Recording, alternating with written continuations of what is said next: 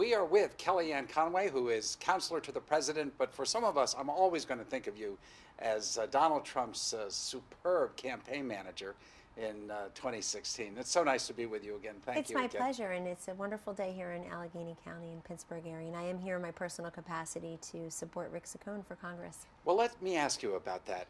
President Trump is coming to Pittsburgh Saturday night. Are you and the Republicans and the president worried that Rick Saccone is going to lose next Tuesday?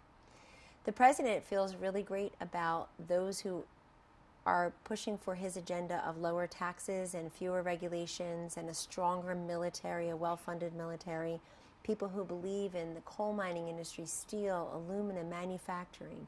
And it seems that Rick Saccone is right there with the president on those issues. And that's important because the president wants reliable votes in Washington to keep moving forward on this agenda of great progress and prosperity. Even some of the president's grudging critics admit that a booming stock market and an 18-year low unemployment rate, record low unemployment rate among African Americans and Hispanic, 18-year unemployment rate among women and declining, really strong jobs reports, the fundamentals are all great, the consumer confidence levels, manufacturing confidence, small business formation confidence, all of those numbers are up.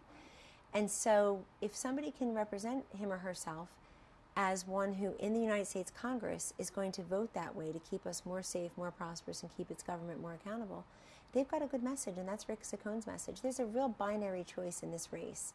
Rick Saccone and Conor Lamb are very different candidates and would be very different members of Congress. Conor Lamb seems to agree with Nancy Pelosi's world vision that these tax cuts that have benefited 4.4 million Americans who have received bonuses and wage raises and capital investment from over 400 U.S. companies. Conor Lamb seems to agree with Nancy Pelosi that those are, quote, crumbs.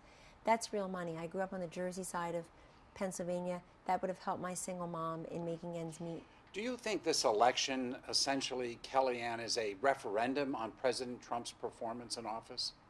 No, none of these elections are that. These elections are special elections, particularly, that are very focused on candidates and the campaigns that they run, but also focused on the bigger issues of the party. And to the extent that people are getting legitimate and accurate information about these two candidates, and that the information is punching through the noise or the silence, whatever it may be, there's such a contrast between them and the worldviews that it should be an easy decision based on where you fall on each of those issues. If you believe in abortion, late-term abortion, you believe in abortion after the 20th week, the way Conor Lamb does, that you're going to vote against a ban on 20-week abortions when nonpartisan scientists say that fetus can feel pain, then you're going to vote for Conor Lamb. If you believe in the sanctity of life and protecting it, then you're going to vote for Rick Saccone. If you believe in school safety measures that act but don't overreact, that make our students safer. I've got 4 school-age children. We all want our children to be safer, but we also recognize that it has to coexist with a strong Second Amendment and people's rights. Then you'll vote for Rick Saccone.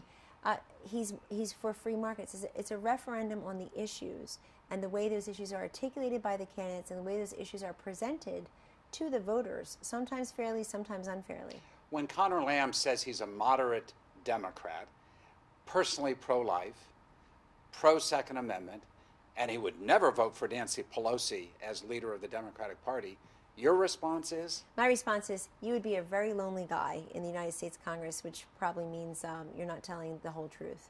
You cannot say you're personally pro-life, and yet you would vote against a ban on abortions after the 20th week, the midway point in a pregnancy, basically entering the 5th month. That's not a reasonable moderate person. You're not a moderate if you would thumb your nose at tax cuts that have directly benefited 4.4 million Americans by way of wage raises, bonuses, and capital investment in our communities. You're not a moderate if you would not agree with this president's approach, full-on approach for prevention and education and treatment and recovery and law enforcement interdiction when it comes to bending the curve on the opioid crisis next door that is just roiling our nation and its communities, including right here in Southwest Pennsylvania, where you have one of the highest overdose and death rates for fentanyl